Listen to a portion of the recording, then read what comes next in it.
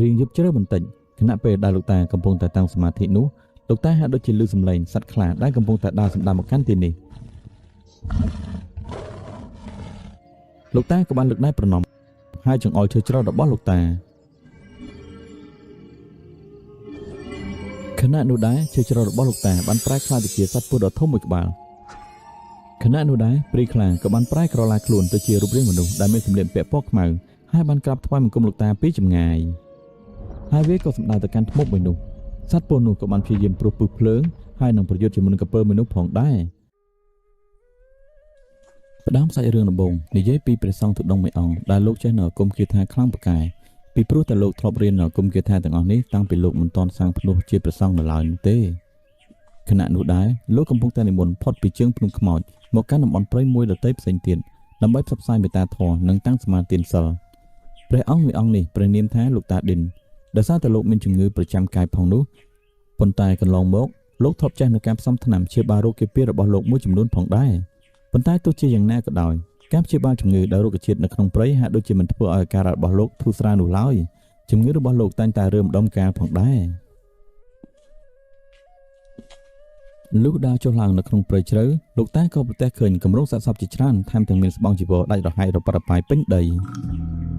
ហើយចុះកន្លែងនេះហេតុអីក៏មានគម្រោងសាកសពនិងស្បង់ជីវរច្រើនម្ល៉េះប្រហែលជាស្បង់ជីវររបស់ព្រះសង្ឃទុដងដទៃផ្សេងទៀតហើយមើលទៅដែលមកសក្ដិនៅទីនេះហើយមើលទៅ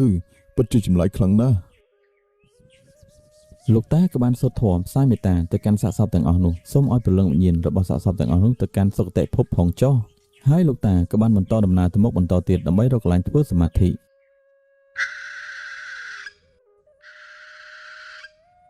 នាល្ងាចយប់បន្តិចក៏មានព្រានព្រៃម្នាក់ដែលកំពុងតែបរបាញ់សត្វនៅក្នុងព្រៃព្រានព្រៃម្នាក់នោះមានឈ្មោះថាព្រាននុកម្នាក់នេះគឺជាព្រានដែលតែងតែបរបាញ់សត្វនៅក្នុងព្រៃតែគាត់បរបាញ់តែពេលយប់តែប៉ុណ្ណោះព្រាននុបានឃើញលោកតាទុដងដែលកំពុងតែធ្វើសមាធិព្រាននោះក៏បានទម្លាក់អាវុធចុះហើយក៏បានដើរចូលតែខ្លួនទៅក្រាបថ្វាយបង្គំលោកតា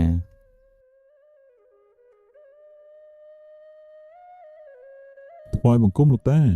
ធ្វើដំណើរពីណាទៅណាដែរលោកតាទៅលោកតាមកដល់ទីនេះអញ្ចឹងលោកតាចម្រើនពញោមអាត្មាធ្វើដំណើរមកពីភ្នំខ្មោចមកតាំងសមាធិនៅព្រៃម្ដុំនេះហើយចុះញោមទៅណាមកណាដែរកណាលោកតាកណាគឺជាព្រានព្រៃដែលតែងតែប្រមាញ់សត្វនៅពេលយប់នោះឯងលោកតាអូអាត្មាធ្លាប់តែឃើញព្រានព្រៃដែលបរបាញ់សត្វនៅពេលថ្ងៃតែប៉ុណ្ណោះចុះហេតុអីក៏ញោមចេញបរបាញ់សត្វនៅពេលយប់អញ្ចឹងញោម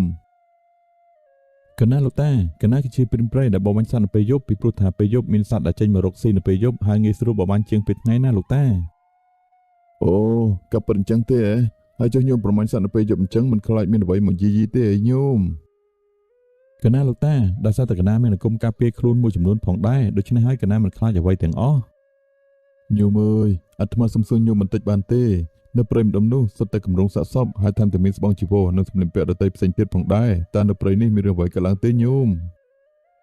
កណាលោកតាកន្លងមកតែមានការស្លាប់បាត់បង់ជីវិតរបស់អ្នកស្រុកអ្នកភូមិក៏ដូចជាព្រះសង្ឃទុដងផងដែរប៉ុន្តែកន្លងមកនេះធ្លាប់មានគេឃើញមានធ្មប់ដែលបណ្ដាសត្វក្រពើនៅម្ដុំស្ទឹងនៅព្រៃកណ្ដោះឯងលោកតាអូការពិតគឺមានធ្មប់មកយាយីដល់ជីវិតអ្នកស្រុកអ្នកភូមិដទៃផ្សេងទៀតអញ្ចឹងតើលោកតាតាមគណិតរបស់កណាលោកតាមិនគួរតាំងសមាធិនៅទីនេះឡើយលោកតាវាពិតជាគ្រោះថ្នាក់ខ្លាំងណាស់ចម្រើនពញោមមិនអីទេអាត្មាđãឆ្លងកាត់ឧបសគ្គជាច្រើនណាស់មកហើយនៅក្នុងព្រៃវាប្រកាសជាមិនមានបញ្ហាអ្វីសម្រាប់អាត្មានោះឡើយកណាលោកតាបើលោកតាសម្រេចប្រតិយ៉ាងនេះទៅហើយកណាក៏មិនហាមឃាត់អ្វីនោះឡើយខណៈនោះដែរព្រាននុក៏បានថ្វាយបង្គំលាលោកតាទើបប្រមាញ់សត្វតាមទម្លាប់របស់គាត់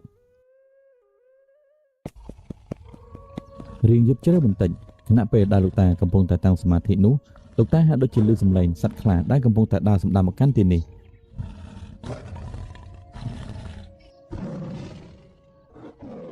សត្វខ្លាមួយនោះប្រែកន្លាខ្លួនទៅជាព្រាយខ្លាហើយបានរត់សម្ដាំមកកាន់លោកតាញោមអើយសូមញោមកុំមកយាយីជីវិតអ្នកសាងភ្នោះអីណាវាពិតជាបាបកម្មខ្លាំងណាស់សត្វខ្លានៅតែបន្តស្រែកហាក់ដូចជាចង់សម្លាប់ជីវិតព្រះសង្ឃទុដងមួយអង្គនេះខ្លាំងណាស់វាក៏បានរត់មកប្រហារលោកតាខណៈពេលដែលសង្ឃដីការបស់លោកតាហាក់ដូចជាមិនមានប្រសិទ្ធភាពនោះលោកតាក៏បានលើកដៃប្រណម្យហើយចង្អុលឈើច្រត់របស់លោកតាខណៈនោះដែរឈើច្រត់របស់លោកតាបានប្រែក្លាយទៅជាសត្វពស់ដ៏ធំមួយក្បាល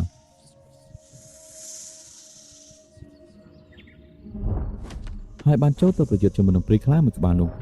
ការប្រយុទ្ធអស់មួយសន្ទុះទៅហើយព្រីខ្លាមួយក្បាលនោះហាក់ដូចជាមិនអាចយកឈ្នះជាមួយនឹងពស់អាគមមួយក្បាលនោះបានឡើយខណៈនោះដែរសត្វពស់នោះហាក់ដូចជាចង់ចឹកប្រហារទៅលើព្រីខ្លាមួយក្បាលនោះឲ្យរលាយបាត់ទៅ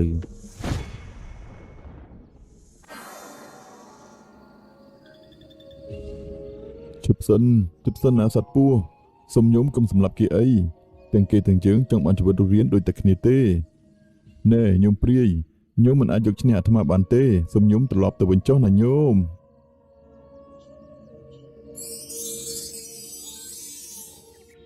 ខណៈនោះដែរព្រីខ្លាក៏បានប្រែក្រឡាខ្លួនទៅជារូបរាងមនុស្សដែលមានសម្លៀកបំពាក់ពណ៌ខ្មៅហើយបានក្រាបថ្វាយបង្គំលោកតាពីចម្ងាយកណាសូមថ្វាយបង្គំលោកតាតាមពិតកណាគឺជាព្រីខ្លាដែលតាំងសមាធិប៉ុន្តែនៅក្នុងព្រៃនេះហាក់ដូចជាមានធ្មប់ដ៏កាចសាហាវខ្លាំងណាស់វារស់នៅក្បែរស្ទឹងហើយវាតែងតែបណ្ដាលក្រពើមួយក្បាលហើយចងំលាក់ខ្លួនដើម្បីសម្លាប់ជីវិតនិងជីវឈាមស៊ីសាច់អ្នកដំណើរទៅឆ្លងកាត់ទីនេះឯងសូមលោកតាផ្លាស់ប្ដូរកន្លែងសមាធិទៅកន្លែងផ្សេងចុះណាលោកតាអូមានរឿងអញ្ចឹងឡើងផងអញ្ចឹងមានន័យថាកំណត់សាកសពនៅព្រៃម្ដុំនោះគឺជាស្នាដៃរបស់ធ្មប់មួយនោះមែនដែរឬទេញោមកណាលោកតាពិតប្រកបមែនហើយសូមលោកតាប្រយ័ត្នប្រយែងខ្លួនផងណាលោកតាចម្រើនពុញញោមមិនអីទេកុំបារម្ភពីអាត្មាអីណាញោមព្រីខ្លាមួយក្បាលនោះក៏បានថ្វាយបង្គំលាលោកតាហើយក៏បានប្រែកន្លាខ្លួនទៅជាសត្វខ្លាដើរចាក់ចេញពីទីនោះបាត់ទៅមួយសន្ទុះធំក្រោយមកលោកតាដែលកំពុងតែសមាធិនៅក្រោមដើមឈើដ៏ធំមួយប៉ុន្តែលោកតាហាក់ដូចជាលឺសំឡេងសម្រាប់ជើងធ្ងន់ៗដើរបណ្ដាមកកាន់ទីនេះលោកតាបានដឹងរួចជាស្រេចហើយក៏បានសូត្រនៅអាគមគិថារបស់លោកដែលធ្វើជារង្វង់សិលការពារជំនួយប្រកាយរបស់លោកតាខណៈនោះដែរក៏មានសំឡេងស្រែកខ្លាំងៗពីចម្ងាយនោះគឺសំឡេងធ្មប់និងក្រពើនោះឯងវាបានរត់មកយ៉ាងលឿនសម្ដៅមកកាន់លោកតាប៉ុន្តែរង្វង់សិលបានបញ្ចេញពន្លឺដែលធ្វើឲ្យធ្មប់និងក្រពើនោះវាខ្ទាតយ៉ាងឆ្ងាយវារត់ហើយរត់ទៀតប៉ុន្តែរត់យ៉ាងណាក៏ត្រូវខ្ទាតយ៉ាងឆ្ងាយដូចគ្នាពីម្ដងហើយម្ដងទៀត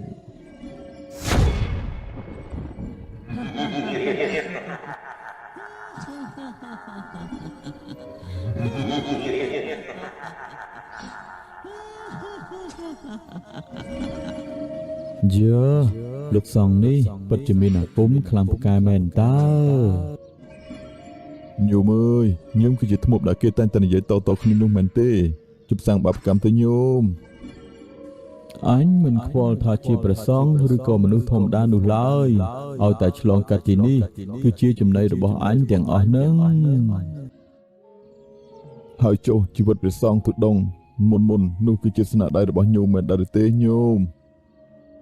មែនហើយសង្ឃទុដងកំពេចកំពកទាំងអស់នោះអញបានស៊ីសាច់របស់វាយ៉ាងឆ្ងាញ់ពិសាពិតជាមានជាតិខ្លាំងណាស់ស៊ីសាច់ព្រះសង្ឃកាន់តែច្រើនអានុភាពរបស់អញកាន់តែខ្លាំងបូករួមជាមួយឯងដែរខណៈនោះដែរធ្មប់នោះក៏បានចង្អុលបញ្ជាទៅឲ្យក្រពើមួយក្បាលនោះចូលទៅខាងព្រះសង្ឃមួយអង្គនោះក្រពើមួយនោះបានព្រិចខ្លួនវាយ៉ាងធំហើយក៏បានចូលទៅបំបែកខណ្ឌសមារបស់ព្រះអង្គប៉ុន្តែចូលទៅបានតែបន្តិចវាក៏បានប៉ះជាមួយនឹងខណ្ឌសមារបស់ព្រះអង្គហើយពិតជាធ្វើឲ្យវារលាកក្តៅក្រហល់ក្រហាយមិនអាចចូលទៅប៉ះជាមួយនឹងព្រះកាយរបស់ព្រះអង្គនោះបានឡើយលោកតាឃើញធ្មប់ហើយនឹងក្រពើនោះមិនព្រមចុះចាញ់នៅតែព្យាយាមដើរចូលមកកាន់ព្រះកាយរបស់ព្រះអង្គយ៉ាងនេះព្រះអង្គក៏បានលើកដៃប្រណម្យចង្អុលឈើច្រត់របស់លោកតាពេលនោះដែរក៏មានសត្វខ្ពស់យ៉ាងធំបានបង្ហាញខ្លួនមក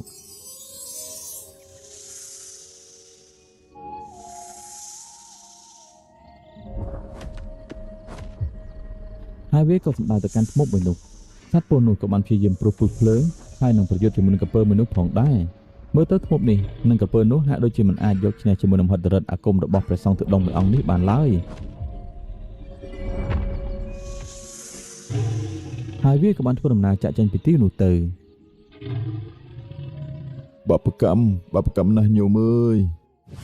នាពេលព្រឹកឡើងព្រះនុកក៏បានធ្វើដំណើរមកសួរសុខទុក្ខលោកតាហើយយមិញមិនមានរឿងអ្វីកើតឡើងទេលោកតាចម្រើនពុញញោមអាត្មាមិនអីទេពិតជាល្អខ្លាំងណាស់លោកតានិយាយអញ្ចឹងលោកតាសូមលោកតានិមន្តចូលនៅក្នុងស្រុកភូមិរបស់កណាផងចុះពីព្រោះតែស្រុកភូមិរបស់កណាពិតជាដាច់ស្រយាលពីគេឯងហើយក៏មិនមានវត្តអារាមដើម្បីធ្វើបុណ្យទាននោះឡើយពួកអ្នកស្រុកអ្នកភូមិរបស់កណាពិតជាចង់ធ្វើបុណ្យទានជាមួយនឹងព្រះសង្ឃខ្លាំងណាស់លោកតាចម្រើនពុញញោមតើស្រុកភូមិរបស់ញោមនៅឆ្ងាយពីទីនេះដែរឬទេញោមកណាលោកតាធ្វើដំណើរទៅទិសហង្កើតប្រហែលជាមួយសន្ទុះធំអីទៅដល់ហើយលោកតា ចម្រើនពញោមមិនអីទេអាត្មានឹងធ្វើដំណើរទៅបិណ្ឌបាតនៅស្រុកភូមិរបស់ញោមពេលថ្ងៃត្រង់នេះចុះណាញោមសូមញោមទៅមុនចុះណាញោម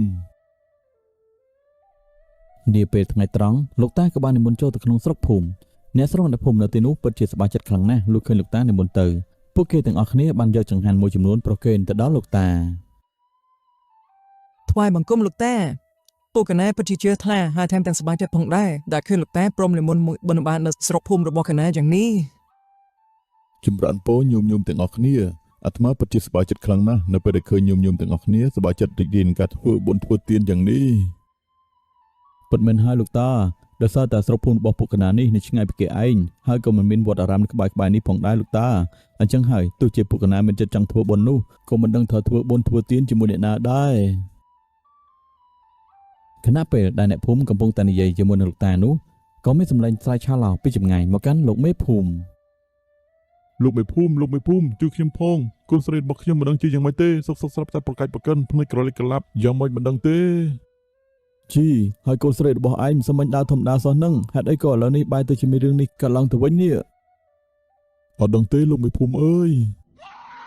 លោកមេភូមិក៏បានធ្វើដំណើរទៅកាន់ផ្ទះតានីដែលកូនស្រីរបស់គាត់ហាក់ដូចជាកំពុងតែប្រកាច់រនាលពេញដីហើយស្ថានភាពរបស់នាងហាក់ដូចជាចម្លែកមែនទែនបុប្ផាហើយនាងយ៉ាងម៉េចនឹងមិនសុកទៅជាយ៉ាងនេះទៅវិញណែអាតាចង្រៃអញមិនមែនបុប្ផាទេវើយហើយបើនាងមិនមែនជាបុប្ផាទេ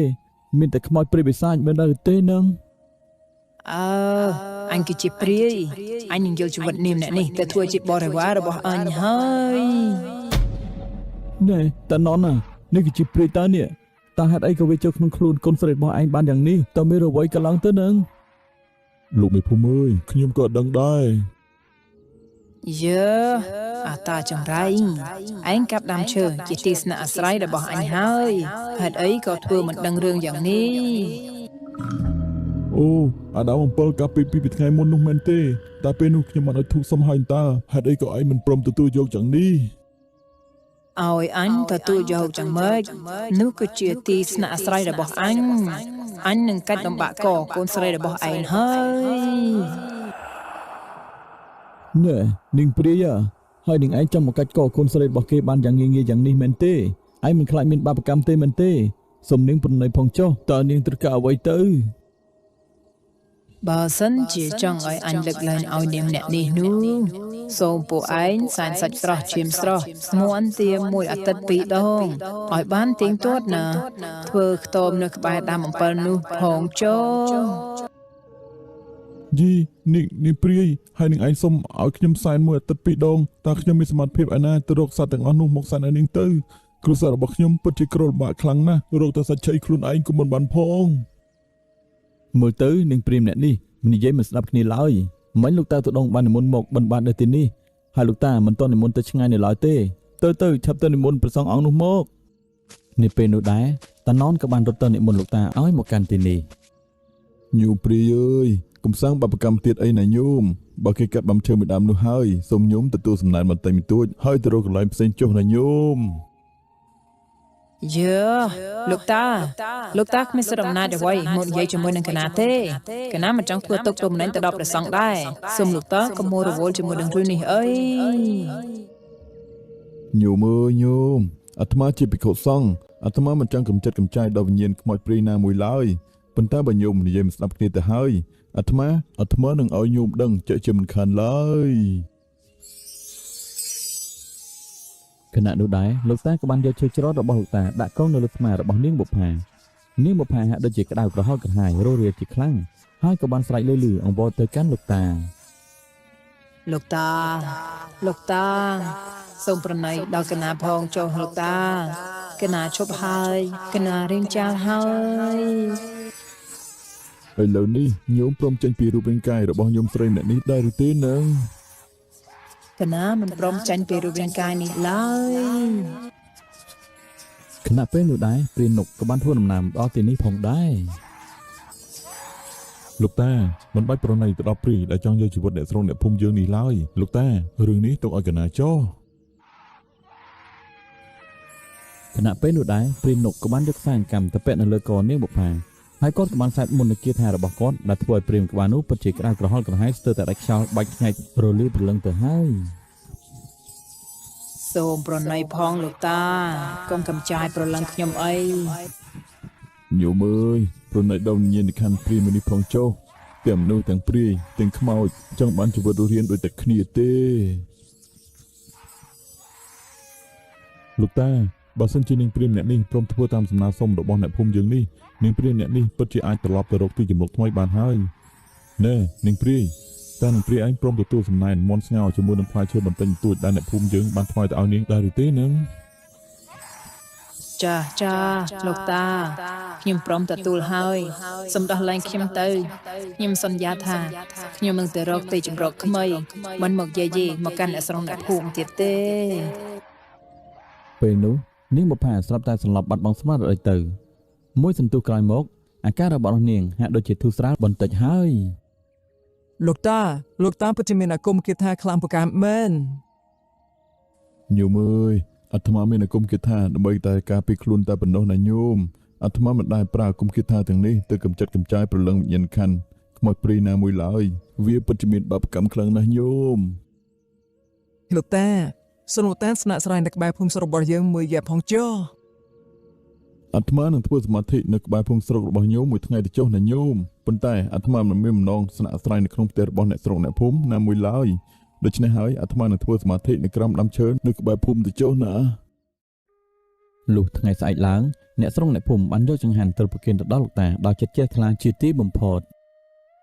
ញោមអើយអាត្មាដល់ពេលវេលាដែលត្រូវធ្វើដំណើរចូលទៅក្នុងព្រៃវិញហើយ ពិតជាលឿនមែនលោកតា ញោមអើយពេលវេលាដែលលឿនខ្លាំងណាស់ពេលខ្លះញោមជួបអាត្មានៅថ្ងៃនេះប៉ុន្តែនៅថ្ងៃស្អែកមិនប្រកាសថាញោមជួបអាត្មាទៀតនោះឡើយ លោកតាហេតុអីក៏លោកតាមានសន្តិភាពបែបនេះអញ្ចឹងលោកតា អាយុសង្ខារពិតជាមិនទៀងឡើយណាញោម តែពួកកណាមិនគិតអីលោកតានោះឡើយលោកតាមានអាគមគាថានៅក្នុងប្រកាយខ្លាំងប្រកាយមែនទែនលោកតាប្រកាសជាមានអាយុវែងដើម្បីប្រស័ត្វលោកបន្តទៅទៀតហើយណាលោកតា លុះមានសង្ឃដីកាចាប់សពគ្រប់ហើយលោកតាក៏បានស្ពាយបាតរបស់លោកតាហើយនិមន្តចូលទៅក្នុងព្រៃបាត់ទៅនេះយប់បន្តិចក៏បានមកដល់អាការៈរបស់លោកតាហាក់ដូចជាធ្វើទុកម្ដងទៀតហើយលោកតាពិតជាកន្ត្រាក់ដៃកន្ត្រាក់ជើងក្តៅញញែកពេញខ្លួនប៉ុន្តែលោកតានៅតែព្យាយាមធ្វើសមាធិដោយចិត្តស្ងប់សុខនៅក្រោមដើមឈើដ៏ធំមួយពេលនោះដែរធ្មប់នោះនិងក្រពើក៏បានព្យាយាមមកប៉ុនប៉ងធ្វើទុកទុំនឹងទៅកាន់លោកតាម្ដងទៀតហើយ ញោមអើយញោមនោះតែមិនលះបង់គំនិតប៉ុនប៉ងយីទៅកាន់ជីវិតរបស់អ្នកដទៃទៀតមែនទេញោម ណែលោកតាខ្ញុំពិតជាឃ្លានខ្លាំងណាស់សូមលោកតាឲ្យខ្ញុំឆៃសាច់បន្តិចមក ញោមអើយជីវិតសង្ខាររបស់មនុស្សលោកហាក់ដូចជាមិនទៀងទាត់ឡើយណាញោមអាត្មាសង្ឃឹមថាញោមនឹងការប្រែអត្តចរិតរបស់ញោមឈប់យាយីទៅកាន់ជីវិតរបស់អ្នកដទៃទៀតទៅបើញោមចង់ឆៃសាច់របស់អាត្មានោះសូមញោមត្រឡប់មករកអាត្មានៅទីនេះនៅពេលជិតភ្លឺណាញោមនោះញោមប្រកាសជាបានឆៃជាមិនខានឡើយ តើពិតប្រកបមែនទេលោកតាខ្ញុំនឹងបងទីនេះម្ដងទៀតធ្មប់លុះមិនអាចយាយីជីវិតរបស់លោកតាដោយការសម្លាប់បាននោះហើយថែមទាំងលឺសង្ឃដីការបស់លោកតាបែបនេះទៀតវាក៏បានធ្វើដំណើរចាក់ចេញពីទីនោះបាត់ទៅនាពេលចិត្តភ្លឺធ្មប់ហើយនឹងក្រពើមួយក្បាលនោះបានវិលត្រឡប់មកទីនេះម្ដងទៀតហើយខណៈនោះដែរវាក៏បានឃើញសាកសពរបស់លោកតាដែលបានសគត់ទៅហើយដោយសារតែរោគពៀតនោះឯងវាក៏បានឃើញជាច្រត់ដែលលោកតាប្រើដើម្បីប្រយុទ្ធតតាំងជាមួយនឹងវាប៉ុន្តែវាហាក់ដូចជាមិនអាចប៉ះពាល់ជាមួយនឹងជាច្រត់នោះបានឡើយលុះវាមិនអាចធ្វើអ្វីទៅកាន់ជាច្រត់នោះវាហើយនឹងក្រពើក៏បានបឺតជញ្ជក់ឈាមស៊ីសាច់របស់ព្រះសង្ឃទុដងនៅក្នុងគ្រានោះទៅ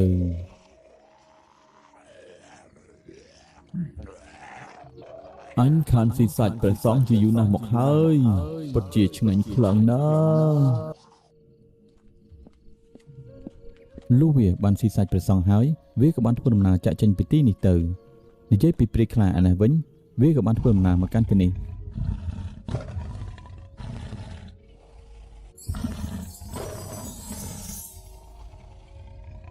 ហើយវាក៏បានឃើញសាកសពរបស់ព្រះសង្ឃទុដងមួយអង្គនោះឯងវាពិតជាក្តុកក្តួលចិត្តចំពោះការសគត់របស់ព្រះសង្ឃខ្លាំងមែនទែននាងក៏បានលុតជង្គង់ថ្វាយបង្គំចំពោះព្រះសពរបស់ព្រះអង្គ ហើយក៏បានយកកំទេចស្បង់ជីវរចាស់ៗយកមកគ្របលើសាកសពរបស់ព្រះអង្គហើយនាងក៏បានយំសោកជាខ្លាំង តើថ្មលូមែនទេដែលមកសម្រាប់ព្រះអង្គមែនដែរទេ ខណៈនោះដែរក៏មានពន្លឺអ្វីមួយលេចឡើងមកហើយបានលេចចេញនៅរូបរាងរបស់ព្រះអង្គឈរចំពោះមុខនាង ញោមអើយគ្មានអ្នកណាមកសម្លាប់អាត្មានោះឡើយដោយសារតែអាត្មាមានរូបគេពាតជាប់នឹងព្រះកាយជាយូរឆ្នាំណាស់មកហើយពេលនេះគឺជាពេលដែលអាត្មាធ្វើទុបកិរិយាទៅកាន់លោកខាងមុខហើយ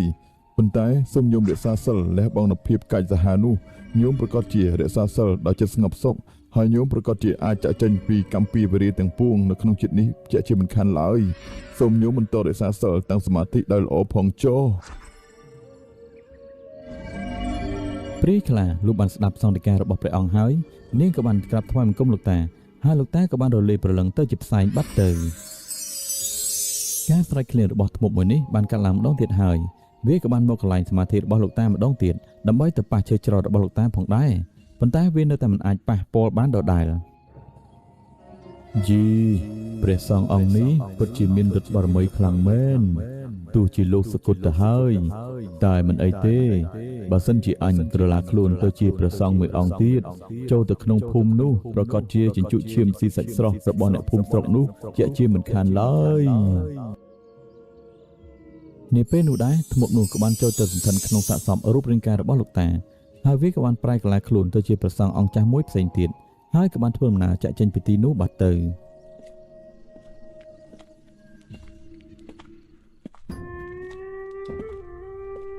ប្រហែលជាមួយអាទិត្យក្រោយមកព្រះអង្គបានកន្លែងខ្លួនពីធ្មប់នោះក៏បានដើរចូលទៅបិណ្ឌបាតនៅក្នុងស្រុកភូមិនោះ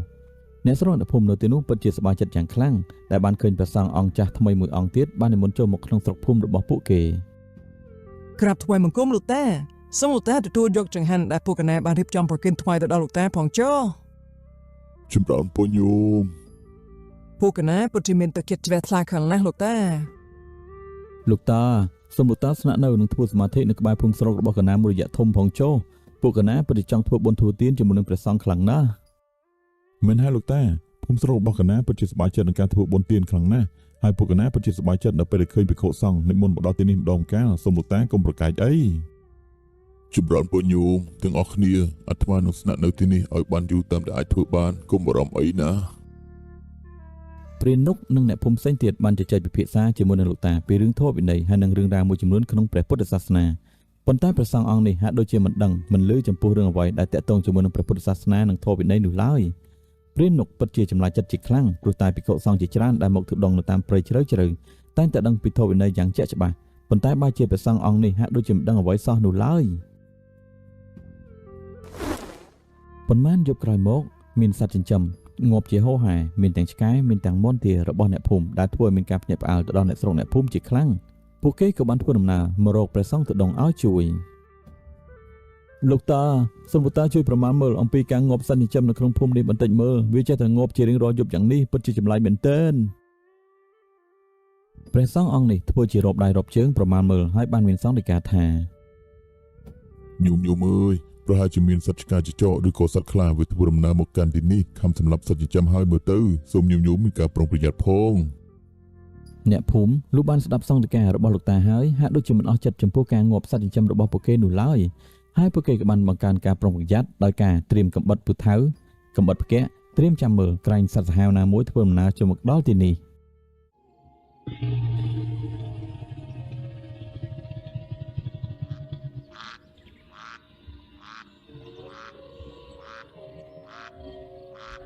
ជួយផងអ្នកស្រុកអ្នកភូមិអើយមានក្រពើធំណាស់ចូលមកស៊ីទាមន់របស់ខ្ញុំជួយផងក្រពើនោះលុះឃើញពូណានស្រែកខ្លាំងៗយ៉ាងនេះវាក៏បានរត់បំបោខ្លួនចេញពីទីនោះបាត់ទៅអ្នកស្រុកអ្នកភូមិបានឮសំឡេងស្រែកឆោឡោរបស់ពូណានហើយពួកគេក៏បានទៅជួបជាមួយនឹងពូណានហើយក៏បានស្រែកដេញតាមពីក្រោយក្រពើមួយនោះវាពិតជាចម្លែកមែនទែនក្រពើនោះធ្លាប់តែនៅក្នុងទឹកហើរចុះឡើងយ៉ាងលឿនតែបែរជាមករត់លើគោកបានយ៉ាងលឿនដូចរន្ទះយ៉ាងនេះលុះរត់តាមពីក្រោយយ៉ាងណាស្ទើរតែប្រផុតផោយជាមួយនឹងក្រពើមួយក្បាលនោះទៅហើយក្រពើមួយក្បាលនោះបានរត់សម្ដៅទៅកាន់ទីស្នាក់អាស្រ័យរបស់ព្រះសង្ឃទុដងមួយអង្គនោះអ្នកភូមិបានលបមើលនៅក្បែរកន្លែងព្រះសង្ឃទុដងមួយអង្គនោះខណៈនោះដែរគេក៏បានឃើញព្រះសង្ឃទុដងកំពុងតែហែកស៊ីជញ្ជក់ឈាមគោមួយក្បាលរបស់អ្នកស្រុកអ្នកភូមិពិតជាឆ្ងាញ់ពិសាមែនទែន ណែជួយព្រាម នេះដូចជាការសង្ស័យរបស់អញមែនមានប្រសងបុរៀនឯណាមិនដឹងពីធម៌វិន័យក្បួនច្បាប់នៅក្នុងព្រះពុទ្ធសាសនាឡើយប៉ុន្តែឯនេះនិយាយពីធម៌វិន័យក្នុងពុទ្ធសាសនាហាក់ដូចមិនដឹងអ្វីសោះឡើយអញសង្ស័យឯងតាំងពីថ្ងៃដំបូងមកម្ល៉េះ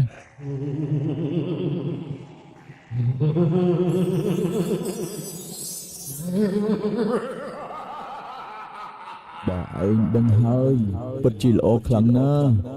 ព្រះសង្ឃទុដងមួយអង្គនោះនៅក្នុងព្រៃកាលពីថ្ងៃមុនក៏ត្រូវអញសម្លាប់ដែរអញមានឫទ្ធិអំណាចខ្លាំងណាស់ពួកឯងឆាប់ចូលខ្លួនម្ដងមួយឲ្យអញជជក់ឈាមមកណែអ្នកភូមិទាំងអស់គ្នាសូមអ្នកភូមិទាំងអស់គ្នាទៅរកកន្លែងមានសុវត្ថិភាពចុះទីនេះទុកឲ្យខ្ញុំតែម្នាក់ឯងបានហើយតែសូមអ្នកទាំងអស់គ្នាទៅរកភ្លើងដុតកាន់ជាប់នឹងដៃបើសិនជាឃើញធ្មុំម្នាក់នេះចុះចាញ់ហើយសូមគប់ភ្លើងនោះទៅកំទេចវាទៅណាបាទព្រានពួកខ្ញុំនឹងទៅរកភ្លើងកាន់គ្រប់ដែរណាធ្មប់លុះឃើញព្រានម្នាក់នេះហាក់ដូចជាមិនខ្លាចនៅរដ្ឋអំណាចរបស់ខ្លួននោះវាក៏បានបញ្ជាឲ្យក្រពើមួយក្បាលនេះទៅខំសម្លាប់ព្រានម្នាក់នោះ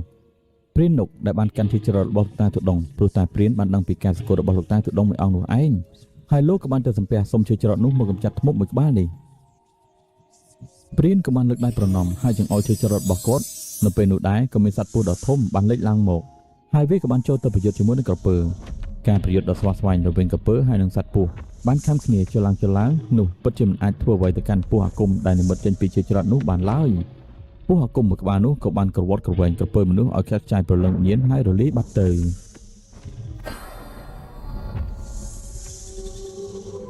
ធ្មប់លុះបានឃើញពីរដ្ឋអំណាចរបស់ជាចរត់អាគមមួយនេះហើយវាហាក់ដូចជាខ្លាចជាខ្លាំងពីព្រោះតែវាក៏ធ្លាប់បានប្រយុទ្ធជាមួយនឹងឈើចរត់អាគមរបស់លោកតាមួយនេះផងដែរវាដឹងខ្លួនថាវាមិនអាចយកឈ្នះជាមួយនឹងឈើចរត់អាគមមួយនេះបានឡើយហើយវាក៏បានរៀបចំនឹងរត់គេចចេញពីទីនេះបាត់ទៅយើអាត្មុតទាំងដៃឯងបំរុងរត់គេចខ្លួនទៅណាខណៈនោះព្រាននុកក៏បានសុននៅអាគមគាថាដាក់នៅលើខ្សែអង្កាំរបស់គាត់ហើយបានគប់សម្ដៅទៅលើធ្មប់នោះពេលនោះដែរធ្មប់នោះក៏បានត្រូវខ្សែអង្កាំរត់ជាប់ដូចជាចំណងភ្លើងដ៏ក្តៅបូករួមជាមួយនឹងភ្លើងដែលអ្នកស្រុកអ្នកភូមិគប់ក្រវត្តក្រវែងទៅកាន់ធ្មប់នោះប៉ុន្តែនៅតែមិនអាចបញ្ចប់ជីវិតធ្មប់មួយនោះបានឡើយណែសត្វពស់ជួយឯងព្រោះភ្លើងពឹសអាគមកំចាត់ធ្មប់មួយនេះទៅកុំឲ្យវារស់រានសម្រាប់ជីវិតរបស់សត្វលោកទៀតណាខណៈនោះដែរសត្វពស់អាគមក៏បានព្រោះពឹសបូករួមជាមួយនឹងភ្លើងអាគមចេញពីមាត់របស់វាយ៉ាងសំទោសសំទោសហើយបានដុតកំចាត់កំចាយធ្មប់មួយនោះឲ្យទៅជាផ្សែងខ្មៅបាត់ទៅណែព្រានហើយលោកបានជួយច្រត់ដល់ខ្លាំងបកានេះមកពីណាអូតាមពិតទៅខ្ញុំដឹងថាលោកតាសគត់ទៅហើយខ្ញុំក៏បានទៅក្រាបសំពះសុំនៅជួយច្រត់នេះដើម្បីយកមកកម្ចាត់ធ្មប់នេះនឹងណាអ្នកទាំងអស់គ្នាលោកតាបានសគត់ទៅហើយណាអ្នកភូមិទាំងអស់គ្នាពិតជាស្លុតចិត្តចំពោះរឿងរ៉ាវដែលបានកាត់ឡើងខ្លាំងណាស់អ្នកខ្លះយំសោកចំពោះលោកតាមិនគួរណាលោកតាទុដងដែលមានចិត្តបរិសុទ្ធមួយអង្គនេះបែរទៅជាសគត់នៅក្នុងព្រៃនោះទៅវិញហើយចុះលោកបងតើលោកតាទៅសគត់នៅកន្លែងណាទៅលោកបងអាចនាំពួកខ្ញុំទៅបានទេប្រកាសជាបានអ្នកទាំងអស់គ្នាខ្ញុំស្គាល់ពីកន្លែងដែលលោកតាសគត់នោះហើយនៅពេលព្រឹកឡើងខ្ញុំនឹងនាំអ្នកទាំងអស់គ្នាទៅណាលុះរឿងរ៉ាវបានចប់សពគ្រប់នៅយប់នោះហើយនាពេលព្រឹកឡើងពួកគេទាំងអស់គ្នាបានធ្វើដំណើរចូលទៅក្នុងព្រៃហើយបានជួបជាមួយនឹងព្រះសង្ឃទុដងមួយអង្គទៀតដែលទើបតែនិមន្តចូលនៅក្នុងព្រៃដើម្បីធ្វើទុដងហើយបានពឹងពោព្រះអង្គដើម្បីធ្វើពិធីបូជាព្រះសោរបស់លោកតាទុដងមួយអង្គនោះឯងតាមបែបបទពុទ្ធសាសនានៃគ្រានោះទៅអូយាយចេញមកក្រៅផ្ទះដើម្បីចាប់សត្វល្អិតតូចតាចនឹងណាវាយំថ្លង់ខ្លាំងណាស់ជាពិសេសគឺសត្វតុកកែនឹងឯង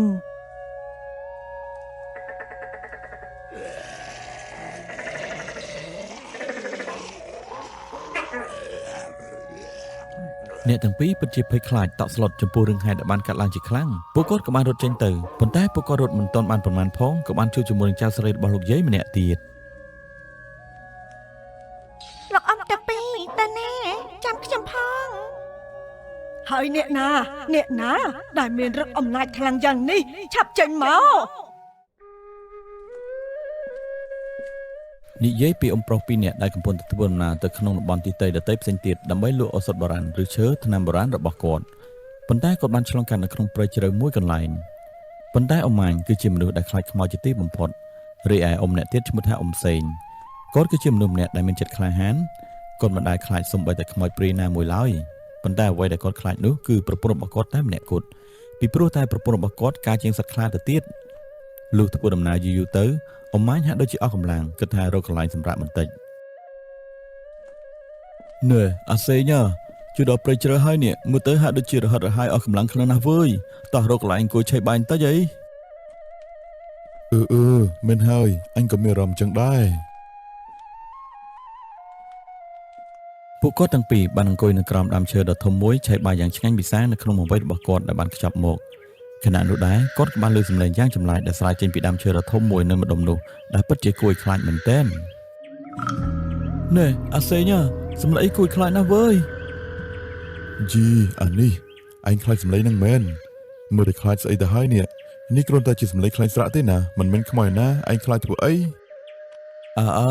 សំឡេងខ្លាញ់ស្រៈយំយ៉ាងនេះគឺជាសញ្ញាបញ្ជាក់ប្រាប់ថានៅម្ដុំនេះប្រកាសជាមានខ្មោចលងជាមិនខានឡើយណែអាម៉ាញអញសួរអញតិចមើលអញខ្លាចខ្មោចម្លឹមអញđãឃើញខ្មោចទេណាណែអាសេញនេះខ្មោចណាមិនមែនជារឿងយំលេងសើចទេវើយហើយណែដើរនៅក្នុងព្រៃជ្រៅយ៉ាងនេះបើសិនជាពេលយប់ណាឯងកុំដើរលឿនពេកចាំអញផងណាហើយអញសុំប្រាប់ឯងបន្តិចកុំបន្លាចអញណាវើយដឹងហើយមិនអីទេចាំអញកាពីឯងណាឆៃបាយបណ្ដាជជែកគ្នាបណ្ដាដែលធ្វើឲ្យប្រយាកាសនេះពិតជាគួរឲ្យសប្បាយរីករាយផងនិងភ័យខ្លាចផងព្រោះតែសម្លេងខ្លាញ់ស្រៈនោះពិតជាចម្លែកមែនទែនដែលជាធម្មតាវាតែងតែយំនៅពេលយប់តែប៉ុណ្ណោះប៉ុន្តែនៅក្នុងព្រៃជ្រៅយ៉ាងនេះវាបែរជាមកយំនៅពេលថ្ងៃទៅវិញលុះឆៃបាយរួចហើយពួកគាត់ក៏បានបន្តដំណើរទៅមុខទៀតនាយប់បន្តិចពួកគាត់ហាក់ដូចជាមិនអាចបបបាញ់សត្វសម្រាប់ឆៃនៅក្នុងល្ងាចនេះបានឡើយរីឯអាហារក្រៀមនិងបាយកញ្ចប់វិញពួកគាត់បានឆៃអស់បាត់ទៅហើយតាំងពីពេលថ្ងៃមកអាសេញអើយពួកយើងអស់បាយកញ្ចប់ឆៃហើយណាវើយហើយទាំងរកបបបាញ់សត្វមិនបានទៀតទាំងដែលរដងពួកយើងបបបាញ់សត្វបានច្រើនណាស់ទោះជាមិនមានបាយឆៃក៏ពួកយើងអាចឆៃសាច់សត្វទាំងអស់នោះឆ្អែតដែរណាមែនហើយពិតជាចម្លែកមែនទែននេះអញពិតជាមិនយល់ដែរចំពោះបញ្ហានេះហើយសង្ឃឹមថានៅក្នុងព្រៃនេះមានភូមិស្រុករបស់អ្នកស្រុកអ្នកភូមិទៅចុះបើសិនជាឃើញអីណាពួកយើងនឹងសុំពួកគាត់ឆែកបាយមួយពេលហើយចាំយើងគិតលុយគិតកាក់ឲ្យគាត់តាមក្រោយណាពិតប្រកបមែនហើយសង្ឃឹមថាអញ្ចឹងចុះលុះពេលដែលកំពុងដើរពួកគាត់ទាំងពីរហាក់ដូចជាធំក្លិនឈ្ងុយសាច់អាំងមកពីកន្លែងណាមួយក៏មិនដឹងណែឯងមានធំក្លិនសាច់អាំងដែរទេនឹងអញពិតជាធំក្លិនឈ្ងុយខ្លាំងណាស់នេះប្រកាសជាសាច់ឆ្លុះអាំងជាមិនខានឡើយមិនហើយនៅកណ្ដាលព្រៃជ្រៅយ៉ាងនេះហាក់ដូចជាមិនឃើញអ្នកស្រុកអ្នកភូមិសោះហេតុអីក៏ធំក្លិនឈ្ងុយយ៉ាងនេះលុះពួកគាត់កំពុងដើរនៅក្នុងព្រៃបន្តដំណើរទៅមុខទៀតពួកគាត់ហាក់ដូចជាឃើញខ្ទមចាស់មួយដែលមានពន្លឺចង្គៀងប្លង់ណែអាម៉ាញយើងមានសង្ឃឹមហើយវើយហើយឯងមានជាប់លុយចាប់កាក់មកច្រើនដែរទេនេះអញគិតថានឹងសុំគាត់ឆេះបាយមួយពេលហើយណាអញមានខ្លះដែរហើយឯងក៏មានខ្លះដែរអញ្ចឹងអញគិតថាពួកគាត់ប្រកាសជាព្រមជាមិនខានឡើយពួកគាត់ទាំងពីរក៏បានដើរសម្ដៅទៅកាន់ផ្ទះមួយនោះលុះទៅដល់ក៏បានស្រែកហាមចាប់ផ្ទះពីក្រៅរបងមកម្ចាស់ផ្ទះម្ចាស់ផ្ទះអើយនៅដែរទេនឹងម្ចាស់ផ្ទះចានៅតើខណៈនោះដែរពួកគាត់ទាំងពីរក៏បានលើសំឡេងឆ្លោយចេញពីផ្ទះនោះមកលោកយាយបានធ្វើដំណើរតិចតែចេញមកហើយក៏បានសាកសួរព័ត៌មានមួយចំនួនទៅកាន់លោកអ៊ំទាំងពីរចានៅតើហើយអ្នកជាអ្នកណាដែរបាទលោកយាយពួកខ្ញុំទាំងពីរគឺជាអ្នកលក់ដូរថ្នាំបុរាណខ្មែរប៉ុន្តែពួកខ្ញុំបានធ្វើដំណើរទៅខាងមុខហើយក៏ស្រាប់តែឆ្លងកាត់ព្រៃជ្រៅនេះឯងណាលោកយាយហើយពួកខ្ញុំពិតជាមិនអាចបបបាញ់សត្វជាចំណីសម្រាប់ល្ងាចនេះឡើយដូច្នេះហើយពួកខ្ញុំចង់សុំលោកយាយនៅអាហារមួយពេលហើយនឹងសុំស្នាក់អាស្រ័យនៅទីនេះមួយយប់ផងណាលោកយាយអស់លុយអស់កាក់ប៉ុន្មានពួកខ្ញុំនឹងគិតគូរឲ្យលោកយាយចុះណាហើយចុះក្មួយទាំងពីរធ្វើដំណើរទៅណាមកណាដែរនឹងពេលអ៊ំសានកំពុងតែនិយាយចរចាជាមួយនឹងលោកយាយមើលទៅអ្នកទាំងពីរហាក់ដូចជាសប្បាយចិត្តខ្លាំងមែនទែនហើយគាត់តែងតែសម្លឹងសម្លក់មើលលើមើលក្រោមចំពោះរាងកាយអ្នកទាំងពីរចំណែកឯអ៊ំម៉ាញ់ឯនេះវិញលុះគាត់ឃើញរូបរាងលោកយាយហាក់ដូចជាស្គមកំប្រឹងផ្នែករង្វង់ភ្នែករបស់លោកយាយចងខ្មៅនោះផងគាត់ហាក់ដូចជាមានអារម្មណ៍ថាភ័យខ្លាចជាខ្លាំងចំណែកឯអ៊ំសានឯនេះវិញគាត់គឺជាមនុស្សដែលមិនចេះខ្លាចអ្វីនោះឡើយគាត់នៅតែបន្តនិយាយជាមួយនឹងលោកយាយបន្តទៀតណែក្មួយទាំងអស់គ្នាយប់នេះក្មួយអាចស្នាក់នៅទីនេះមួយយប់ចោះហើយចំពោះបាយទឹកអីនោះមិនចាំបាច់គិតគូរឲ្យលោកយាយទេណា ណែចៅស្រីអើយឆាប់ទៅដាំបាយដាំទឹងធ្វើម្ហូបអាហារជូនអ្នកទាំងពីរឆីចុះណាព្រោះអ្នកទាំងពីរអ្នកនេះគឺជាអ្នកធ្វើដំណើរដោយឆ្លងកាត់ទីនេះចាស់លោកយាយខ្ញុំនឹងប្រញាប់ចម្អិនម្ហូបអាហារឥឡូវនេះមួយសន្ទុះធំក្រោយមកអ៊ំប្រុសទាំងពីរហើយនិងលោកយាយក៏បានអង្គុយលេងជាមួយគ្នាអ៊ំប្រុសទាំងពីរឆៃបាយបណ្ដាជជែកជាមួយលោកយាយបណ្ដានិយាយអញ្ចឹងនៅម្ដុំនេះមានអ្នកស្រុកអ្នកភូមិរស់នៅក្បែរនេះមែនដែរទេលោកយាយអូទីនេះគឺជាតំបន់មួយដែលអ្នកស្រុកអ្នកភូមិរស់នៅឆ្ងាយៗពីគ្នាផងដែរប៉ុន្តែមិនឆ្ងាយប្រមាណនោះទេហើយចុះអ្នកស្រុកអ្នកភូមិនៅទីនេះប្រកបមុខរបរអ្វីទៅលោកយាយអូនៅក្នុងព្រៃជ្រៅយ៉ាងនេះណាក្នុងភូមិស្រុកនេះគឺអ្នកស្រុកប្រកបរបរតាមប្រពៃណីគ្មានអ្វីក្រៅពីការដាំដុះនិងការបរបាញ់សត្វឡើយប៉ុន្តែយូរម្ដងក៏មានអ្នកដំណើរឆ្លងកាត់ទីនេះដូចជាក្មួយប្រុសទាំងពីរអ្នកនេះឯង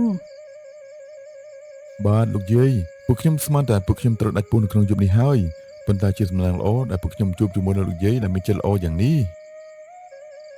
មិនអីទេក្មួយទាំងពីរយាយហើយនឹងចៅស្រីរបស់យាយនេះណាកំរបានឃើញអ្នកដំណើរឆ្លងកាត់ទីនេះខ្លាំងណាស់ហើយនៅក្នុងព្រៃជ្រៅនេះណាគឺហាក់ដូចជាស្ងប់ស្ងាត់ផងដែរយាយក៏ចង់មានទំនាក់ទំនងល្អជាមួយអ្នកណាដែលឆ្លងកាត់ទីនេះដែរណាពេលកំពុងតែនិយាយគ្នានោះអ៊ំម៉ាញ់ហាក់ដូចជាមានអារម្មណ៍ថាប្លែកៗយ៉ាងម៉េចមិនដឹងគាត់ចិត្តទៅលើសំឡេងខ្លាចស្រែកយំនៅក្បែរនោះដែលធ្វើឲ្យគាត់ពិតជាមានអារម្មណ៍ថាព្រឺរោមជាខ្លាំងហើយចំពោះម្ហូបអាហារដែលលោកយាយហើយនឹងចៅស្រីចំអិននោះគាត់ក៏មិនព្រមឆេះដែររីឯអ៊ំសានឯវិញដែលតែងតែខ្សឹបទៅកាន់អ៊ំម៉ាញ់នេះអាម៉ាញ់ហើយឯងមិនក៏មិនឆេះម្ហូបអាហារទាំងអស់នេះអញ្ចឹងនេះឆ្ងាញ់ណាស់អត់ទេសានអើយអញហាក់ដូចជាមានអារម្មណ៍ថាមិនស្រួលយ៉ាងម៉េចទេព្រឺរោមចេះតែញាក់អញ្ចាំមិនដាច់សោះនេះឥឡូវនេះឯងឃ្លានអញឆេះទៅចុះណាយីពីដំបូងថាឃ្លៀងខ្លាំងណាស់ឥឡូវដល់ពេលមានម្ហូបឆេះហើយឯងបែរជាមិនឆេះទៅវិញយីអានេះលុះអ៊ំសានឆេះម្ហូបអាហារទាំងអស់នោះហើយលោកយាយហើយនឹងចៅស្រីក៏បានរៀបចំកន្លែងឲ្យអ្នកទាំងពីរសម្រាប់នៅក្នុងផ្ទះយ៉ាងសមរម្យ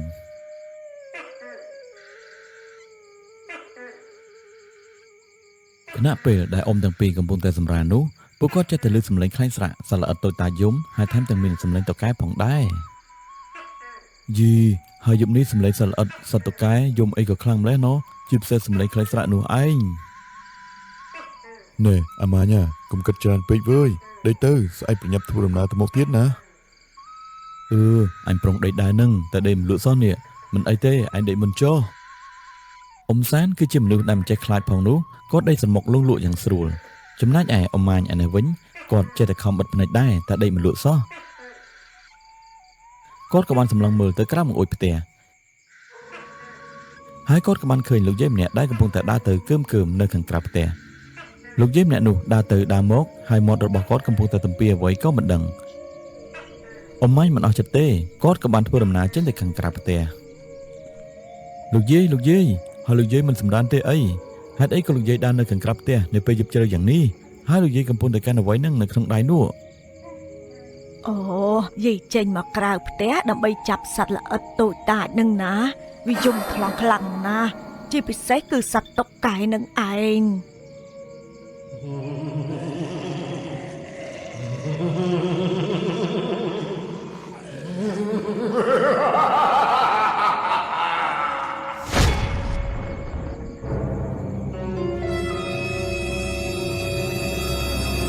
លោកយាយលោកយាយហើយលោកយាយកំពុងតែទំពាអ្វីនៅក្នុងមាត់ហ្នឹងវាជាសត្វតុកែមែនទេលោកយាយមែនហើយចៅយាយដើរចាប់វារាល់តែយប់នឹងឯងព្រោះថាវាយំថ្លង់ខ្លាំងណាស់ចៅអើយហើយបើយើងមិនស៊ីវាខ្លះទេណាវាប្រកាសជាកើតកូនកើតចៅយំថ្លង់ពេញព្រៃនឹងហើយ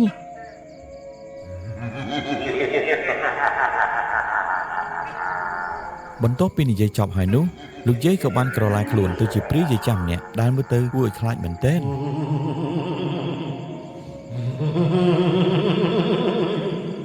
អ៊ំម៉ាញ់ពិតជានិយាយអ្វីមិនចេញសោះឡើយហើយគាត់ក៏បានរត់ចូលទៅក្នុងផ្ទះដើម្បីទៅដាស់មិត្តភក្តិរបស់គាត់ដើម្បីរត់ចេញពីផ្ទះរបស់យាយព្រាយមួយនេះ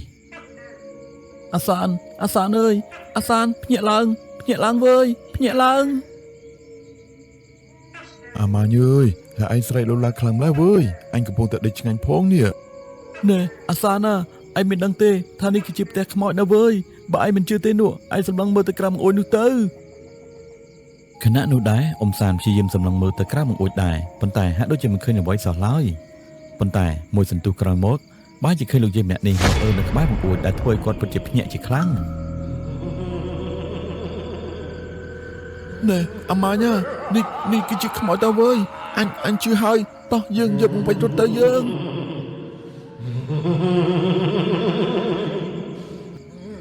អ្នកទាំងពីរពិតជាភ័យខ្លាចតក់ស្លុតចំពោះរឿងហេតុដែលបានកាត់ឡើងជាខ្លាំងពួកគាត់ក៏បានរត់ចេញទៅប៉ុន្តែពួកគាត់រត់មិនទាន់បានប្រមាណផងក៏បានជួបជាមួយនឹងចៅស្រីរបស់លោកយាយម្នាក់ទៀត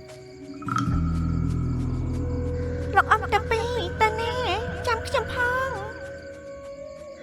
ណែនាងខ្មោចប្រាប់យាយរបស់នាងផងថាកុំមកតាមពួកអញអីណាវើយពួកគាត់ទាំងពីររត់យ៉ាងត្រហេបត្រហប់នៅក្នុងព្រៃដ៏ជ្រៅមួយនេះពីព្រោះតែខ្មោចលោកយាយហើយនិងខ្មោចចៅស្រីនោះកំពុងតែរត់តាមពីក្រោយអ្នកទាំងពីរណែអ្នកទាំងពីរឈប់សិនចាំយាយផងកុំរត់លឿនពេកអ៊ំសានគឺជាមនុស្សក្លាហានដែលមិនចេះខ្លាចខ្មោចនោះឡើយប៉ុន្តែគាត់បានរត់យ៉ាងលឿនហើយថែមទាំងនោមដាក់ខោទៀតផងពួកគាត់ទាំងពីររត់យ៉ាងលឿនពោពេញទៅដោយភាពភ័យខ្លាចហើយបានស្រែកឲ្យគេឯងជួយប៉ុន្តែដោយសារតែនេះគឺជាព្រៃជ្រៅដូច្នេះហើយមិនមានអ្នកណាមកជួយពួកគាត់ឡើយពួកគាត់នៅតែបន្តរត់ខណៈនោះដែរអ៊ំម៉ាញ់ក៏បានចំពប់ជើងជាមួយនឹងដុំថ្មមួយដុំដែលធ្វើឲ្យគាត់ឆ្លោះជើងមិនអាចបន្តដំណើរទៅមុខបន្តទៀតបានទេអាសានអើយជួយអញផងអាសានអញឆ្លោះជើងហើយវើយជួយអញផងអាម៉ាញមិនហើយឯងរត់ទៅមុខតទៀតបានទេអាម៉ាញខណៈនោះដែរខ្មោចយាយហើយនិងខ្មោចចៅស្រីក៏បានបង្ហាញខ្លួននៅចំចំពោះមុខពួកគាត់ទាំងពីរទីបំផុតពួកឯងនឹងខ្លាចជាចំណេររបស់អញហើយកុំចង់រត់ទៅណាសោះណានៅទីនេះគ្មានអ្នកណាជួយឯងឡើយលោកយាយឲ្យខ្ញុំស៊ីផងណាយាយខ្ញុំខានស៊ីសាច់មនុស្សជាយូរណាស់មកហើយសូមអ្នកទាំងពីរទុកជីវិតឲ្យពួកខ្ញុំផងពួកខ្ញុំគ្មានបំណងមកបៀតបៀនអ្នកទាំងពីរនោះឡើយមិនហើយលោកយាយពួកខ្ញុំសុំតែសុខទេសុំទុកជីវិតឲ្យពួកខ្ញុំផងលោកយាយ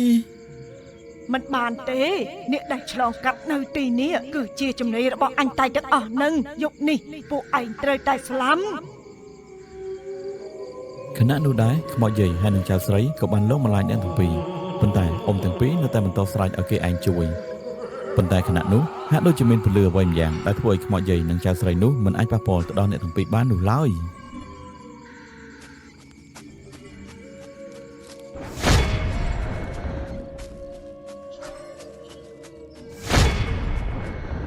ហើយអ្នកណាដែលមានឫទ្ធិអំណាចខ្លាំងយ៉ាងនេះឆាប់ចេញមកខណៈនោះដែរក៏មានព្រះសង្ឃមួយអង្គដែលលោកគឺជាព្រះសង្ឃទុដងដែលសមាធិនៅព្រៃនៅក្បែរនេះលោកក៏បានដឹងយ៉ាងច្បាស់នៅអ្វីដែលអាចនឹងកើតឡើងនៅក្នុងយប់នេះហើយលោកក៏និមន្តមកកាន់ទីនេះផងដែរណែញោមព្រីទាំងពីរជប់សិនណែព្រះសង្ឃខ្ញុំមិនចង់បៀតបៀនទៅកាន់ព្រះសង្ឃឡើយសូមលោកជៀសចេញឆ្ងាយពីរឿងនេះទៅអាត្មាសូមបិណ្ឌបាតជីវិតញោមទាំងពីរអ្នកនេះផងណាញោមមិនបានទេលោកតាអ្នកដែលឆ្លងកាត់នៅទីនេះគឺជាចំណេររបស់ពួកខ្ញុំទាំងពីរអ្នកនេះហើយគុណលោកមកញោមទាំងពីរតែងតែសម្លាប់អ្នកដំណើរដែលឆ្លងកាត់នៅទីនេះមិនលើកលែងសូម្បីតែម្នាក់សោះឡើយសូមញោមលះបង់ចិត្តកំណាចខូខើទាំងអស់នេះចុះហើយទៅចាប់កំណើតនៅចិត្តខាងមុខទៅចុះណាញោមខណៈនោះដែរខ្មោចយាយហើយនិងចៅស្រីនោះហាក់ដូចជាមានកំហឹងជាមួយនឹងលោកអង្គនេះខ្លាំងមែនទែន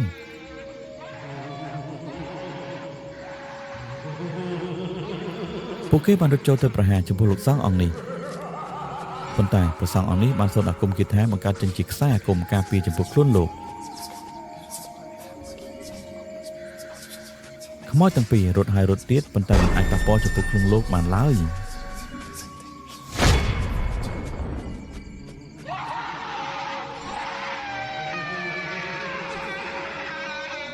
ពួកវាទាំងពីរបានប្រែក្រឡាខ្លួនទៅជាដុំភ្លើងពីរដុំហើយបានហោះយ៉ាងលឿនទៅកាន់លោកតាប៉ុន្តែលោកតាបានអោនរើសដុំថ្មពីរដុំហើយបានសាច់បាគមគាថារបស់លោកហើយបានកោសសម្ដៅទៅកាន់ដុំភ្លើងទាំងពីរដុំនោះដែលធ្វើឲ្យដុំភ្លើងទាំងពីរនោះបានផ្ទុះប្រែខ្លាយទៅជាព្រាយយាចាស់ហើយនឹងចៅស្រីពីរនាក់នេះឯង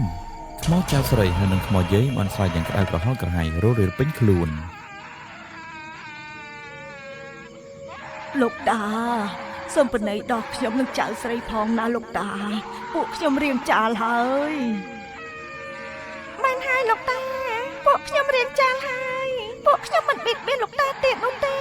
សូមកុំកំចាយបលឹងពួកខ្ញុំទាំងពីរអ្នកនេះឯងណាលោកតាញោមទាំងពីរអើយអាត្មាបានប្រាប់តាំងពីដំបូងហើយឲ្យញោមទម្លាក់នូវកំហឹងខឹងក្រោធហើយនឹងការសម្លាប់អ្នកដំណើរដែលឆ្លងកាត់នៅទីនេះប៉ុន្តែញោមហាក់ដូចជាមិនបញ្ឈប់ទង្វើទាំងអស់នេះឡើយរឿងអតីតរបស់ញោមអាត្មាបានដឹងយ៉ាងច្បាស់សូមញោមរំសាយកំហឹងទាំងអស់នេះហើយញោមទៅចាប់កំណត់ដូចជាកម្ពុជាទៅចុះណាញោមសូមកំណើចងកំហឹងនៅទីនេះបន្តទៅទៀតអីណាញោមអើយខណៈនោះដែរខ្មោចយាយហើយនឹងចៅស្រីក៏បានថ្វាយបង្គំលោកតាហើយពួកគេក៏បានរលាយខ្លួនទៅជាផ្សែងទៅរកទីកន្លែងចាក់កំណើតថ្មីនៅទីខាងមុខនិយាយពីអ៊ំប្រុសទាំងពីរនាក់នេះវិញដែលអ៊ំម៉ាញ់ឆ្លោះជើងនោះអ៊ំសានក៏បានច្របាច់ជើងនិងធ្វើសរសៃដែលធ្វើឲ្យអាការៈរបស់អ៊ំម៉ាញ់ហាក់ដូចជាធូរស្រាលបន្តិចហើយមើលទៅអ៊ំម៉ាញ់ប្រហែលជាអាចធ្វើដំណើរបន្តទៅមុខទៀតនេះថ្ងៃស្អែកលោកអ៊ំទាំងពីរក៏បានថ្វាយបង្គំលោកតាដោយការគោរពកណាសូមថ្វាយបង្គំលោកតាកណាពិតជាអរគុណលោកតាខ្លាំងណាស់ដែលបានមកសង្គ្រោះជីវិតពួកខ្ញុំទាំងពីរនាក់នេះបើគ្មានលោកតាទេពួកកណាទាំងពីរនាក់នេះប្រកាសជាត្រូវព្រីទាំងពីរនាក់នេះឆៃធ្វើជាចំណីជាមិនខានឡើយមិនអីទេញោមទាំងពីរហើយញោមទាំងពីរធ្វើដំណើរទៅណាមកណាដែរនៅក្នុងព្រៃជ្រៅយ៉ាងនេះកណាលោកតាពួកខ្ញុំទាំងពីរគឺជាអ្នកលក់ថ្នាំឱសថបុរាណខ្មែរពួកខ្ញុំទាំងពីរតែងតែធ្វើដំណើរឆ្លងកាត់ពីតំបន់មួយទៅតំបន់មួយទៀតប៉ុន្តែជួនជាចាស់ដនអីក៏បានឆ្លងកាត់នៅទីនេះណាលោកតាអមាញ់មិញលោកតាមានសង្កេតការថាលោកតាបានដឹងរឿងរ៉ាវដែលកើតឡើងចំពោះព្រីទាំងពីរនាក់នេះតើពួកគេមានរឿងអ្វីកើតឡើងទៅលោកតាអូញោមព្រីទាំងពីរនាក់អំបញ្ញមិញនេះគឺជាអ្នកដំណើរដែលឆ្លងកាត់ទីនេះដោយតែញោមទាំងពីរដែរហ្នឹងប៉ុន្តែដោយសារតែលោកយាយមិនស្រួលខ្លួនហើយក៏សម្រាប់នៅក្រោមដើមឈើដ៏ធំមួយប៉ុន្តែចៅស្រីរបស់គាត់ក៏បានទៅសុំជំនួយពីអ្នកស្រុកអ្នកភូមិនៅទីនោះប៉ុន្តែដោយសារតែអ្នកស្រុកអ្នកភូមិទីនោះមិនមកជួយអ្នកទាំងពីរសោះឡើយហេតុដូចនេះហើយលោកយាយដោយឈឺធ្ងន់ផងនោះក៏បានឲ្យខ្យល់ស្លាប់នៅទីនោះបាត់ទៅចំណែកឯចៅស្រីរបស់គាត់វិញក៏មិនបានចាក់ចេញឆ្ងាយពីលោកយាយដែរហើយក៏សឹកចិត្តចងកសម្លាប់ខ្លួនហើយអ្នកទាំងពីរនាក់នោះក៏បានសច្ចាថាសុំកាត់ជាព្រានក្នុងជាតិនេះដើម្បីលងបន្លាចហើយនឹងធ្វើបាបទៅដល់អ្នកស្រុកអ្នកភូមិនៅទីនោះឯងណាហើយចុះអ្នកស្រុកអ្នកភូមិនៅទីនេះទៅណាអស់ហើយលោកតាអូអ្នកស្រុកអ្នកភូមិនៅទីនេះអ្នកខ្លះក៏បានស្លាប់ហើយអ្នកខ្លះទៀតក៏បានធ្វើដំណើរចំណាក់ស្រុកទៅរស់នៅកន្លែងផ្សេងទៀតពីព្រោះតែมันអាចទ្រាំទ្រជាមួយនឹងការលងបន្លាចរបស់ព្រីទាំងពីរនាក់នេះបានឡើយប៉ុន្តែរឿងរ៉ាវខ្លះក៏ពិបាកបន្ទោសអ្នកស្រុកអ្នកភូមិនៅទីនេះផងដែរពីព្រោះតែការចំនួននោះគឺសម្បូរទៅដោយចោរព្រៃតែខ្លាចបន្លំធ្វើជាអ្នកដំណើរដែលឆ្លងកាត់នៅទីនេះដូច្នេះហើយនេះគឺជាមូលហេតុដែលធ្វើឲ្យអ្នកស្រុកអ្នកភូមិមិនហ៊ានមកសង្គ្រោះយាយនិងចៅទាំងពីរនាក់នេះបានឡើយណាញោមការសន្ទនារវាងអ៊ំប្រុសទាំងពីរហើយនិងលោកតាទៅដងពិតជាវែងឆ្ងាយហោហាយជាបន្តបន្ទាប់ហើយលោកអ៊ំទាំងពីរក៏មិនហ៊ានធ្វើដំណើរបន្តទៅមុខទៀតទាំងយប់នោះដែរដូច្នេះហើយលោកអ៊ំទាំងពីរក៏បានសុំលោកតាសម្រាប់នៅក្បែរលោកតាមួយយប់សិនលុះដល់ស្អែកឡើងលោកអ៊ំទាំងពីរក៏បានថ្វាយបង្គំលាលោកតាបន្តដំណើរទៅលក់ថ្នាំបុរាណខ្មែររបស់គាត់បន្តទៅទៀតក៏ប៉ុន្តែរឿងរ៉ាវព្រះសង្ឃទុដងមួយអង្គនេះនៅតែមិនទាន់ចប់នៅឡើយនោះទេ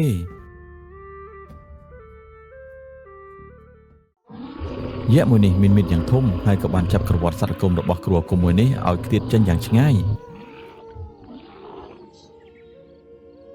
ខណៈនោះដែរយៈមួយនោះបានរត់សម្ដៅទៅកាន់សត្វអាគមមួយនោះហើយបានយកជើងដ៏ធំរបស់វាជាន់កន្តិចសត្វអាគមមួយនោះឲ្យលិចចូលទៅក្នុងដីបាត់ទៅពេលនោះដែរក៏មានកូនចៅម្នាក់បានយកកាំបិតមកកាប់ប្រហារទៅលើលោកតាប៉ុន្តែការកាប់នោះហាក់ដូចជាមិនមុតសោះហើយសាក់យ័ន្តលើប្រកែករបស់លោកតាក៏មានពលឺផងដែរពេលនោះក៏មានពលឺអ្វីមួយបានជះចេញមកដែលធ្វើឲ្យកូនចៅមួយនោះខ្ទាតយ៉ាងឆ្ងាយចេះគុំគិតថាហើយមិនប្រើក្នុងផ្លូវល្អទេប៉ុន្តែបើជាធ្វើគុំដាក់ទៅលើគេឯងបាត់បង់ជីវិតយ៉ាងនេះទៅវិញលោកតាមិនបាច់មានសន្និការប្រដៅអញឡើយបើលោកតាខ្លាំងមែនមកប្រយុទ្ធអាគមជាមួយអញមកគ្រូអាគមមួយនេះលុះឃើញសភាពមិនស្រួលក៏បំរុងថារត់គេចខ្លួនចេញពីទីនេះដែរប៉ុន្តែយៈដ៏ធំនេះបានរត់តាមពីក្រោយហើយក៏បានចាប់គ្រូអាគមមួយនេះក៏វត្តឡើងទៅលើផ្ទៃអាកាស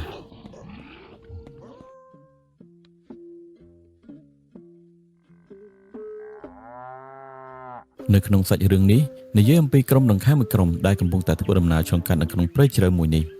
ពួកគេកំពុងតែធ្វើដំណើរយ៉ាងស្វាហាប់ដើម្បីការពារទ្រព្យសម្បត្តិដ៏មានតម្លៃទៅផ្ទះលោកស្ថិម្នាក់នៅឯតំបន់ទីតេផ្សេងទៀតលុះធ្វើដំណើរបន្តទៅមុខពួកគេក៏បានឃើញលោកតាដែលកំពុងតែសមាធិនៅក្រោមដើមឈើដ៏ធំមួយ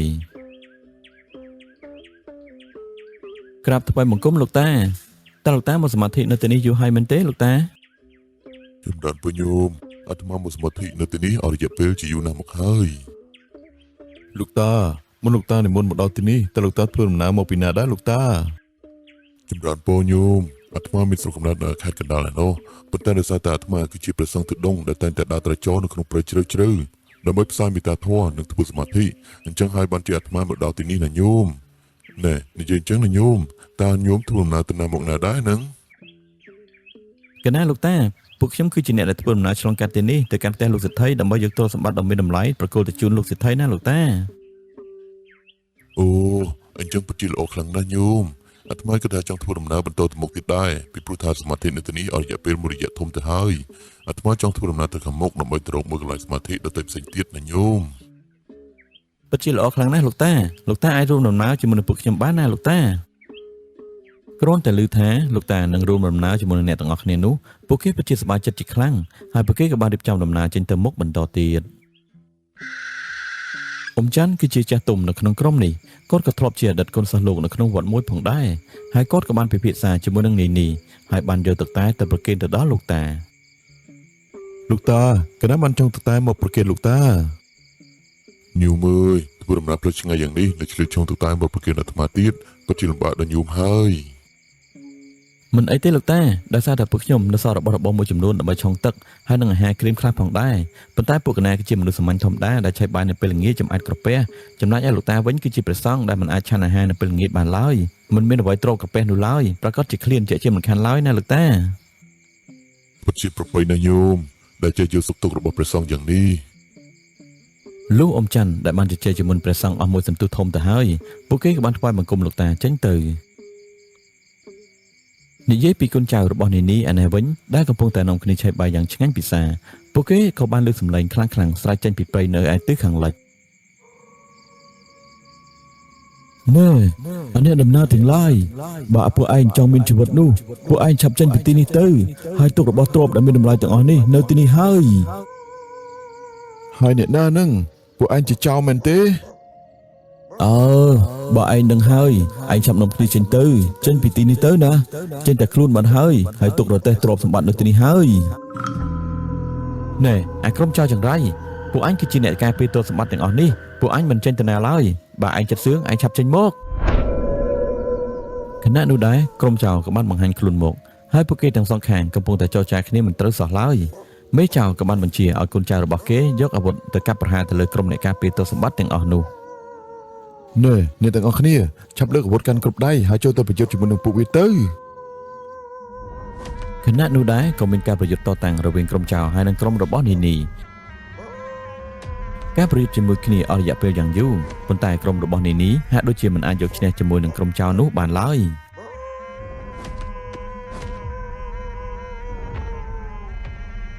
លោកតាដែលកំពុងតែឈ្មោះការប្រយុទ្ធនេះលោកហាក់ដូចជាមានអារម្មណ៍ដឹងថាក្រុមចៅទាំងអស់នេះកំពុងតែមានប្រៀបទៅលើក្រុមរបស់នី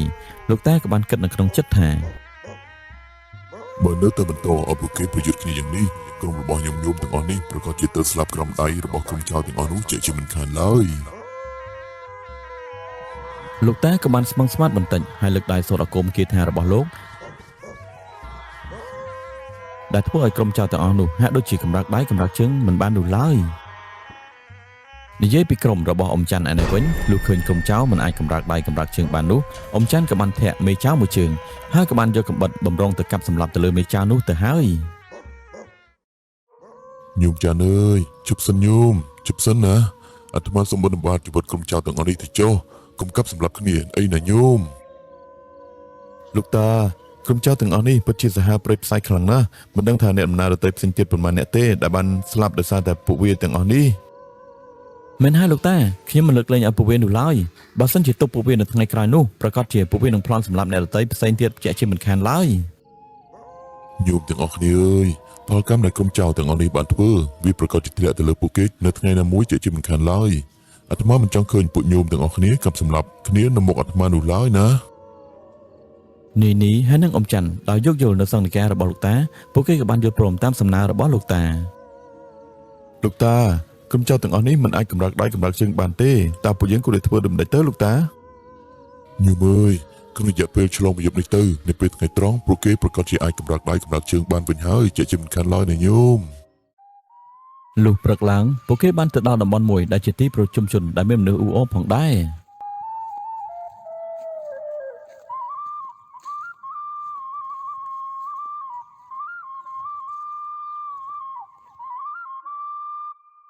យីទីបំផុតពួកយើងបានមកដល់ទីនេះហើយតើនេះពិតជាមានមនុស្សអ៊ូអរមែនណែក្មួយប្រុសហើយផ្ទះលោកស្ថិតនៅឆ្ងាយប៉ុណ្ណាទៀតនឹង បានលោកអ៊ំប្រហែលជាមិនឆ្ងាយទៀតទេឆ្លងភ្នំមួយនោះទៅពិតជាទៅដល់ហើយណាលោកអ៊ំ ញោមអើយទីនេះពិតជាមានមនុស្សអ៊ូអរមែនប៉ុន្តែកន្លែងណាដែលមានមនុស្សអ៊ូអរយើងក៏ត្រូវតែប្រុងប្រយ័ត្នផងដែរព្រោះយើងមិនស្គាល់ភូមិស្រុកតំបន់នេះនោះឡើយមនុស្សអាក្រក់មនុស្សល្អនៅលីឡំគ្នាណាញោមកណ្ដាលលោកតា អ្នកស្រុកអ្នកភូមិនៅទីនេះលុះបានឃើញលោកតាអ្នកមុនមកពួកគេពិតជាមានសេចក្តីអំណរសប្បាយរីករាយហើយពួកគេបានទៅថ្វាយបង្គំចំពោះលោកតា ស្វាយបង្គំលោកតាទេវតាធ្វើដំណើរទៅមកណាបាយលោកតា អូអាត្មាធ្វើដំណើរឆ្លងកាត់ទីនេះអាត្មាគឺជាព្រះសង្ឃទុដងដែលតែងតែទៅរកកន្លែងសំស្ងាត់ដើម្បីធ្វើសមាធិហើយនឹងប្រោសសត្វលោកផងដែរណាញោម លោកតានៅភូមិស្រុករបស់កម៉ែនេះពិតជាបាច់ស្រយាបពីជាឯងពីវត្តអារាមខ្លាំងមែនណាលោកតាហើយពួកកម៉ែពិតជាសប្បាយរីករាយដែលឃើញលោកតានិមន្តមកដល់ទីនេះសូមលោកតាស្ម័គ្រអាស្រ័យមកទីនេះប្រមាណថ្ងៃទៅចុះដើម្បីឲ្យពួកកណែបានធ្វើបុណ្យធ្វើទានផង អាត្មានៅទីនេះមិនបានយូរទេញោមតែបើពួកញោមចង់ធ្វើបុណ្យធ្វើទានយ៉ាងនេះអាត្មានឹងស្នាក់នៅទីនេះមួយយប់ទៅចុះណាញោម កែមែនលោកតាអញ្ចឹងក៏បាយមានពេលប្រស័យកែមែននឹងធ្វើម្ហូបអាហារទៅប្រគេនបៅតា លោកអ៊ំពួកយើងពិតជាប្រញាប់ដឹកជញ្ជូនទៅសម្បត្តិដ៏មានតម្លៃនេះទៅកាន់ផ្ទះលោកស្ថិតខ្លាំងណាស់តើពួកយើងក៏ទៅទុកលោកតានៅទីនេះឬក៏យ៉ាងណាទេនេះ ក្មួយប្រុសយើងជ្រុលជារួមដំណើរជាមួយលោកតាទៅហើយយើងមិនអាចទុកលោកតាចោលតែម្ដងឯងនោះទេមិនអីទេក្មួយយឺតមួយថ្ងៃក៏មិនមានបញ្ហាអ្វីឡើយ នេះលុះយល់ព្រមនៅសំណុំពររបស់អ៊ំច័ន្ទហើយអ៊ំច័ន្ទក៏បានរៀបចំកន្លែងមួយនៅក្បែរភូមិដែលនៅទីនោះគឺមានសាលាឆោទៀនដ៏តូចមួយហើយនឹងមានដើមឈើធំៗដែលអាចធ្វើឲ្យលោកតាអាចសមាធិនៅក្បែរនោះបាននិយាយពីក្រុមចៅឯនេះវិញលុះដល់ថ្ងៃត្រង់ទៅហើយពួកគេក៏បានដួលរប៉ាត់រប៉ាយពេញដីគួរឲ្យខឹងណាស់ព្រះសង្ឃចង្រៃមួយអង្គនោះពិតជាប្រហើនមែនទែនហ៊ានលេងឲ្យគុំជាមួយនឹងមេចៅអញផងពួកឯងចាំមើលចុះ មេចៅក៏បានធ្វើដំណើរទៅកាន់ខ្ទមមួយដែលជាផ្ទះរបស់គ្រូអាគមនៅខ្លាំងពូកែម្នាក់ ណែអាមេរ៉ាហើយឯងទៅណាមកណានឹង បាទលោកតាខ្ញុំមកទីនេះប្រកាសជាមានការពឹងពារទៅកាន់លោកតាហើយមេចៅក៏បានរៀបរាប់ពីដំណើររឿងដែលបានកាត់ឡើងកាលពីយប់មិញទៅឲ្យគ្រូអាគមម្នាក់នោះបានដឹងលោកតាក្រុមរបស់ពួកវាកំពុងតែស្នាក់អាស្រ័យនៅភូមិខាងមុខឯណោះតើយើងគួរតែធ្វើដំណេចទៅលោកតា មិនអីទេអញនឹងទៅទីនោះចាំមើលពីសភាពការបន្តិចសិនណា គណៈនោះដែរគ្រូអាគមហើយនឹងកូនចៅពីរនាក់បានធ្វើដំណើរចូលទៅក្នុងភូមិហើយបានលបមើលពីសកម្មភាពរបស់ក្រុមនីនៅកំពតព្រៃមួយ យើនៅទីនេះតើនេះមិនអីទេពួកឯងចាំមើលចុះ គ្រូអាគមហើយនឹងមេចៅក៏បានពិភាក្សាអំពីផែនការដែលក្រុងនឹងធ្វើនៅពេលយប់នេះ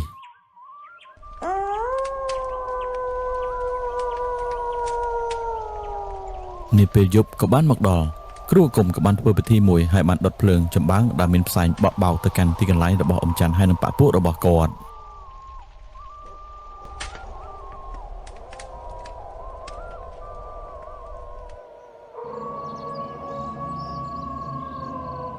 យីហើយផ្សែងអ្វីហ្នឹងហុយខ្លាំងណាស់ហុយខ្លាំងយ៉ាងនេះ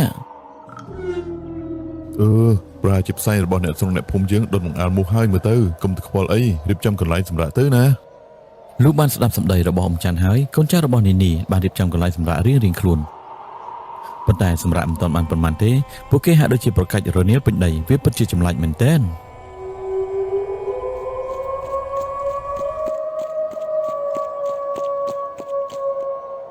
លោកតាលោកតាជួយផងជួយពួកកណាផងលោកតា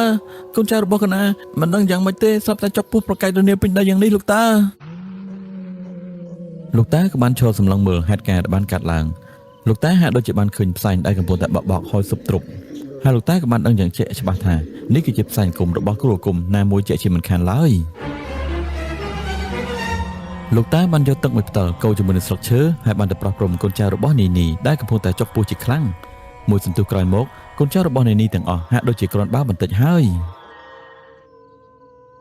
ណែញោមអើយជួយញោមយកទឹកមួយផ្ដិលនេះយកទៅចែកគ្នាផឹកទៅណាញោមហើយបើសេះសល់អីញោមអាចប្រើការដើម្បីលុបមុខលុបលាងខ្លួនបានណាញោមណា លោកតាមានអ្វីកើតឡើងទៅលោកតា ញោមអើយផ្សែងដែលបានបបមកអំបញ្ញមិញនេះប្រហែលជាទង្វើរបស់គ្រូគុំណាមួយហើយចូលញោមទាំងអស់គ្នាមានការប្រុងប្រយ័ត្នបន្តិចទៅណាញោម តើអ្នកណាហ៊ានធ្វើបែបនេះទៅលោកតា អាត្មាក៏មិនដឹងច្បាស់ដែរណាញោម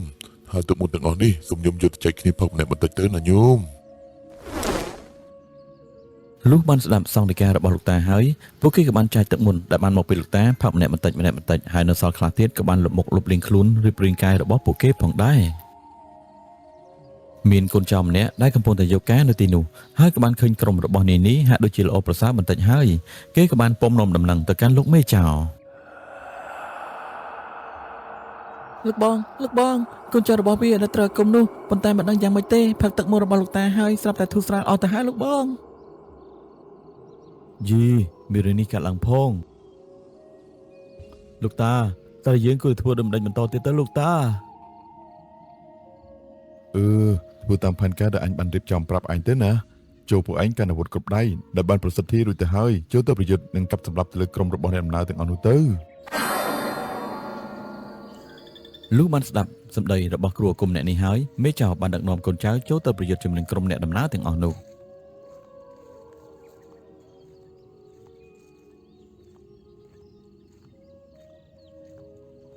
យើពួកឯងនៅទីនេះតើថ្ងៃមុនពួកឯងរួចជីវិតប៉ុន្តែថ្ងៃនេះពួកឯងត្រូវតែងាប់ទាំងអស់គ្នាណែពួកឯងចូលទៅកាប់សម្លាប់ពួកវាទៅ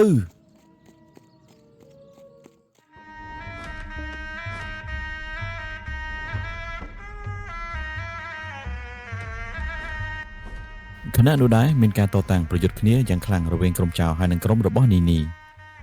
ការប្រយុទ្ធគ្នាអស់មួយសន្ទុះធំទៅហើយប៉ុន្តែក្រុមរបស់នីនីហាក់ដូចជាត្រូវអាគមមិនអាចកម្រើកដៃកម្រើកជើងបាននោះឡើយនេះមកពីឥទ្ធិពលនៃការប្រសិទ្ធិអាគមដាក់លើអាវុធរបស់ក្រុមចៅទាំងអស់នោះ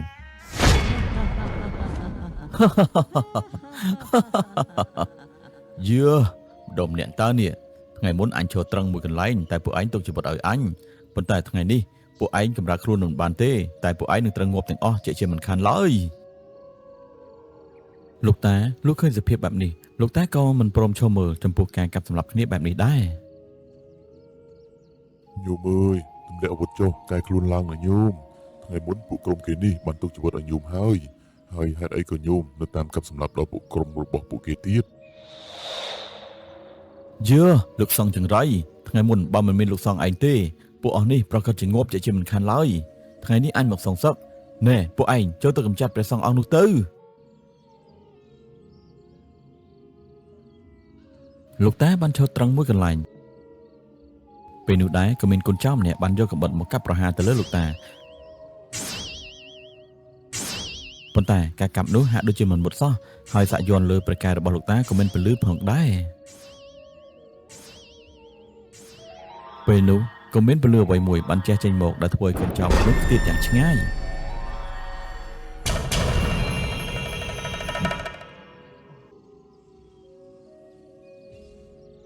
លោកតាក៏មិនបង្អង់យូរដែរលោកតាក៏បានរើសស្លឹកឈើមួយហើយបានសូត្រសាទនមន្តគាថារបស់លោកដាក់លើស្លឹកឈើនោះហើយបានបោះទៅលើដីខណៈនោះដែរក៏មានកងទ័ពខ្មោចជាច្រើនបានផុសចេញពីដីមក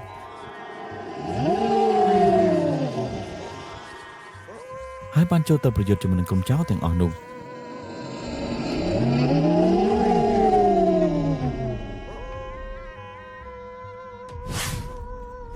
ក្រុមចៅទាំងអស់នោះពិតជាមិនអាចកាប់សម្លាប់ទៅលើទាហានខ្មោចទាំងអស់នោះបានឡើយហើយក្រុមទាហានខ្មោចទាំងអស់នោះក៏បានដេញប្រហារក្រុមចៅទាំងអស់នោះឲ្យរត់ចូលទៅក្នុងព្រៃបាត់ទៅ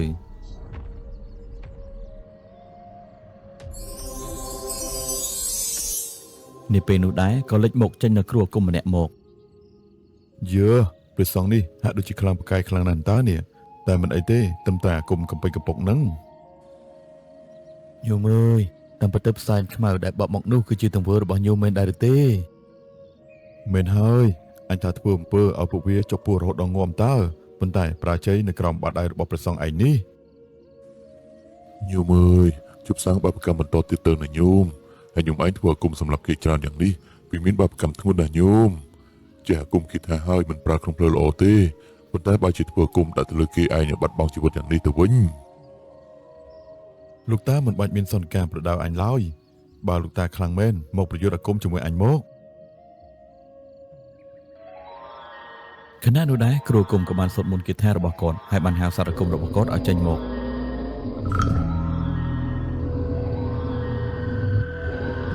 វាបានប្រេកខ្លួនយ៉ាងធំបំរុងរត់ទៅជន់លោកតាទៅហើយ ញោមអើយបាបកម្មណាញោមបើញោមលេងធ្ងន់ដល់យ៉ាងនេះទៅហើយសូមញោមទទួលផលកម្មនេះទៅចុះ លោកតាក៏បានសូត្រមន្តគាថារបស់លោកហើយយៈដ៏ធំឲ្យចេញមកប្រយុទ្ធជាមួយនឹងគ្រូគុំមួយនេះ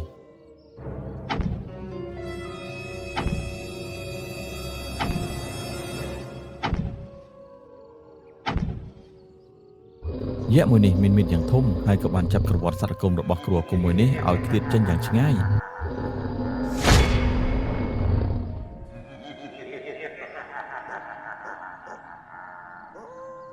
គ្រូគុំមួយនេះបានឈរដោយភាពតក់ស្លុតជាពន់ពេកនៅរឹតអំណាចរបស់លោកតា ហើយលោកសង្ឃឯងនេះហេតុអីក៏ចេះអាគមគិថាដ៏ខ្លាំងពូកែយ៉ាងនេះ ញោមអើយកាលនោះញោមជាគ្រូគុំដែលដាក់អំពើឲ្យមនុស្សស្ទើរតែមួយភូមិសឹងតែបាត់បង់ជីវិតអស់ទៅហើយមានអ្នកខ្លះក៏បាននិរទេសខ្លួនពីស្រុកកំណើតរបស់ពួកគេទៅនៅកន្លែងផ្សេងទៀតពីជាចាំ5នេះដែលនៅដដាមជាប់នឹងខ្លួនអាត្មាឲ្យរយៈពេលជាច្រើនឆ្នាំមកហើយឥឡូវនេះសូមផលកម្មនេះសងទៅកាន់ញោមវិញទៅចុះ ខណៈនោះដែរយៈមួយនោះបានរត់សម្ដៅទៅកាន់សត្វគុំមួយនោះហើយបានយកជើងដ៏ធំរបស់វាជន់កំទេចសត្វគុំមួយនោះឲ្យលិចចូលទៅក្នុងដីបាត់ទៅ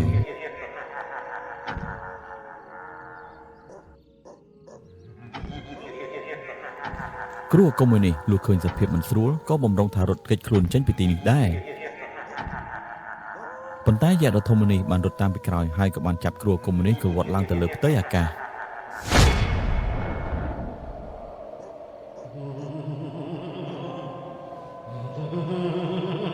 យៈនោះក៏បានហោះឡើងទៅលើហើយបានចាប់គ្រូគុំនៅក្នុងដៃរបស់វាហើយបានលេបត្របាក់ស៊ីគ្រូគុំនោះចូលទៅក្នុងពោះរបស់វាបាត់ទៅ